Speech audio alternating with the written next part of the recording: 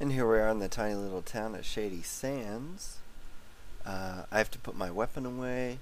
Then the first guy you talk to here is Seth. He's basically the captain of the town guards. I just get a little information from him. You can read it if you're really interested, if you haven't played the game before. I do keep these early conversations in, but I cut the barter sequences. The main thing is that I need to try and aim for about 100 caps to start out with.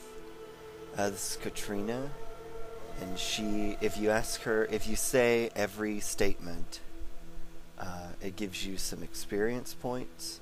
She's a former vault dweller from Vault 15, and she's living in Shady Sands now.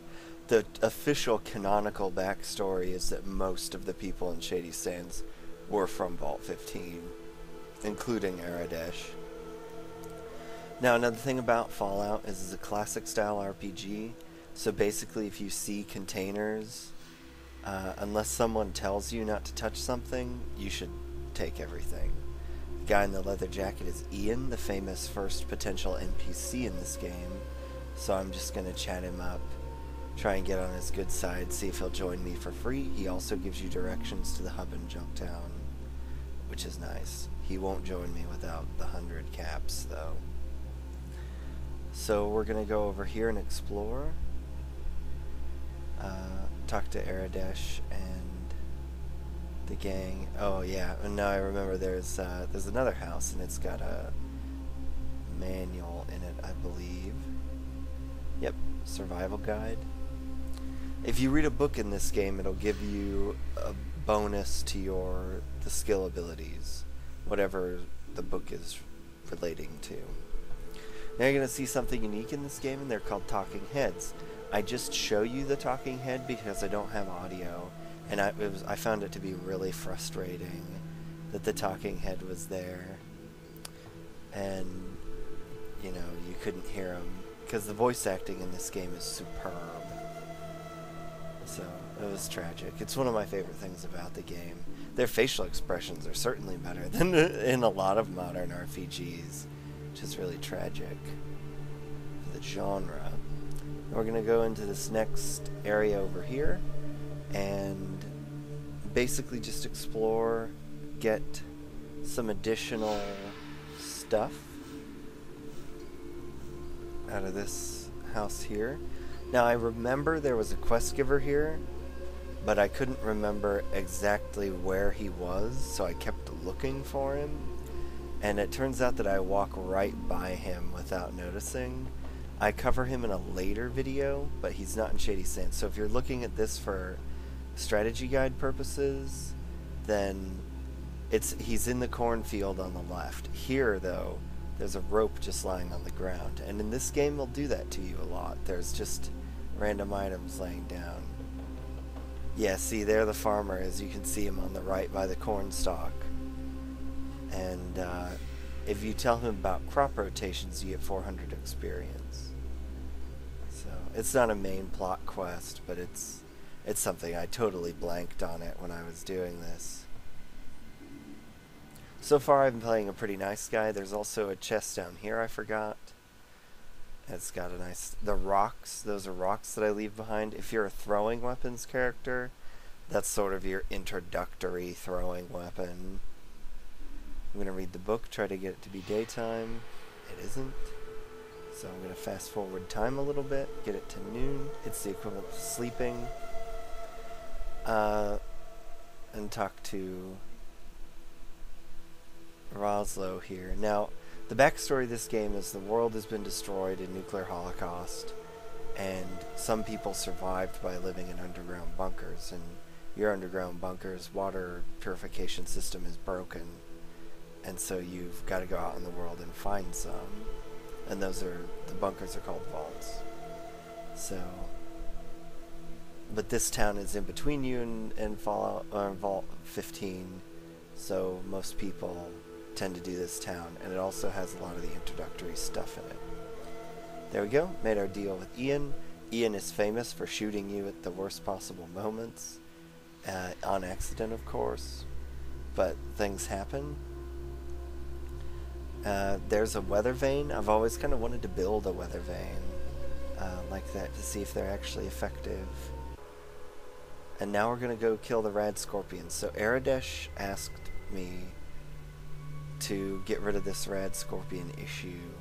Rad scorpions are giant mutated scorpions.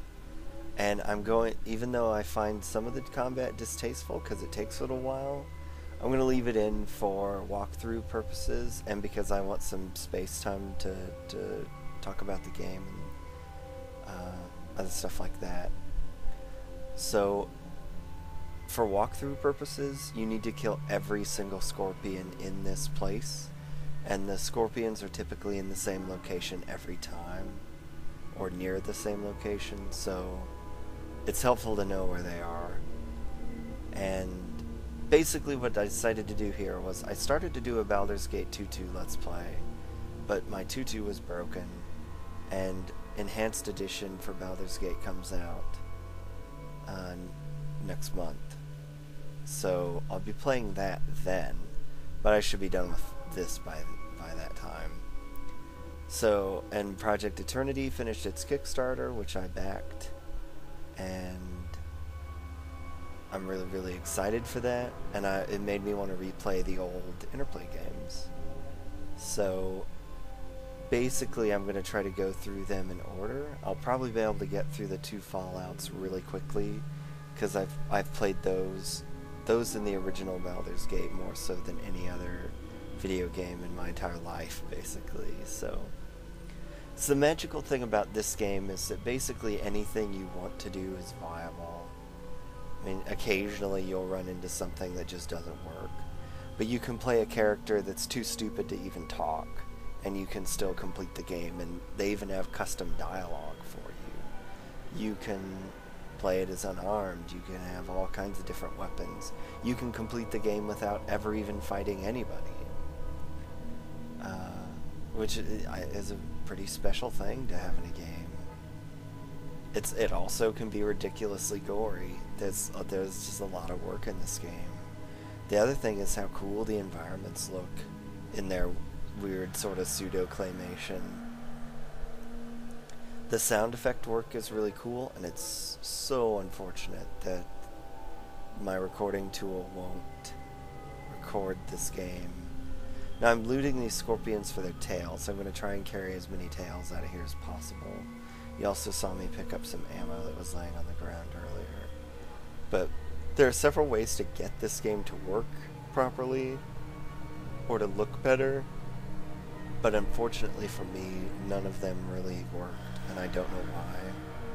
So I think partly it's because I'm using my original disc copy, and so there's probably a mod or patch or something that's missing, or files messed up. I just could not get any of the mods that would let Fraps record this to work, so I had to use something else, and it can't pick up the audio. So it's either all audio and no video, or all video and no audio, and I can make up the audio fairly well. So I got a level here. We're just gonna level melee weapons and some other random stuff while I'm at it. A little bit more steel, a little bit of traps. Oh, because I have a plan coming up that you guys will get to see. And done. And we're down to the last couple scorpions. Really, you can just march right through this part, even on the highest difficulty setting. The thing you have to be careful about is that you don't rack up a bunch of damage, and that you don't rush in down here, because you can see they're all pretty close together. And if you draw all of the scorpions onto you at once, it'll turn into a really difficult fight. Because Ian can basically carry me right now. And that's pretty much what I'm letting him do, because my weapons just aren't quite good enough, and I'm not quite good enough with using my weapons. So, for example here, I hit him, no damage.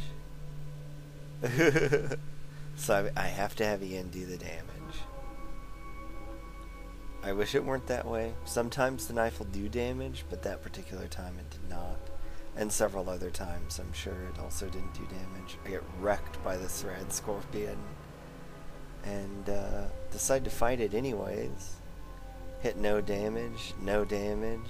I miss. Save me, Ian. See, a smarter person would have ran away. I'm gonna keep fighting. 6 points of damage, and I actually killed it. And you get 500 experience. And that tail's too heavy to carry. We're gonna walk out of here. I faded out. The video editor got a little confused about what I wanted it to do there. So my apologies. The scene transitions will get better. Now we're gonna go down here. Look at the monument. Reminds people of Shady Sands of hope and peace.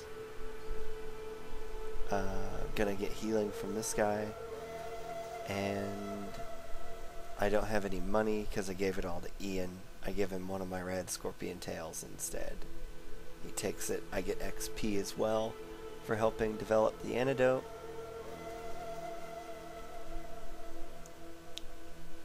$250.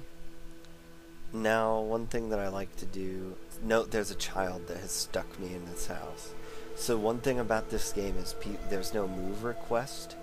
So if someone is blocking your doorway, you just have to wait for them to move.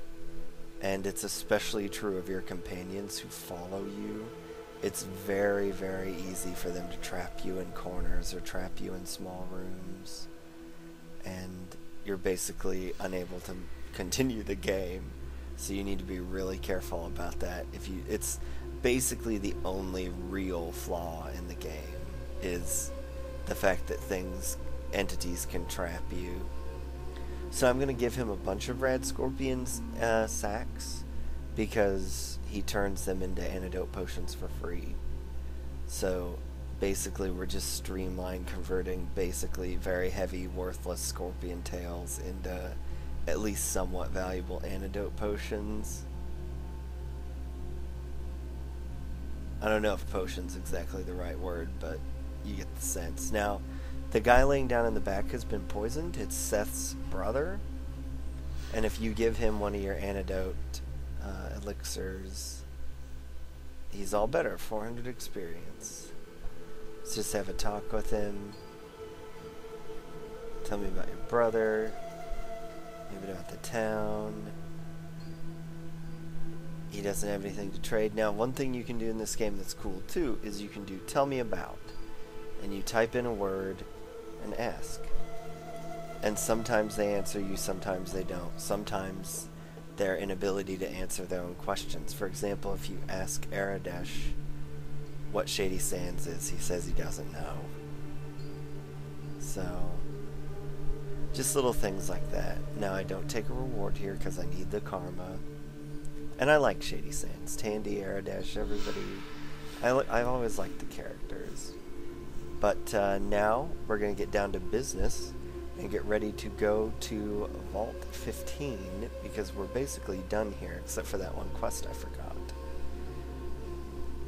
So we got 2 ropes ready to go to Vault 15.